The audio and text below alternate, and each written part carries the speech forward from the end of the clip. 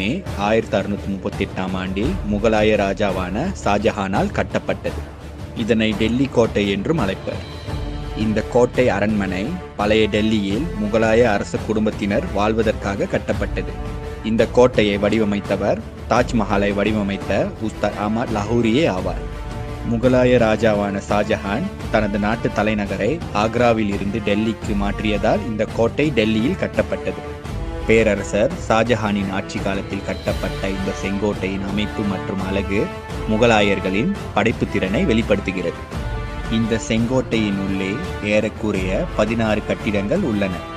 இங்கு இருக்கும் மாளிகைகள், அரங்கங்கள், மண்டபங்கள், நுழைவாயில்கள், தோட்டங்கள் ஆகியவை மிகவும் நுணுக்கமாகவும் உறுதியாகவும் கட்டப்பட்டுள்ளது. இந்த கோட்டையின் உள்ளே ஏறக்குறைய 16 கட்டிடங்கள் உள்ளன.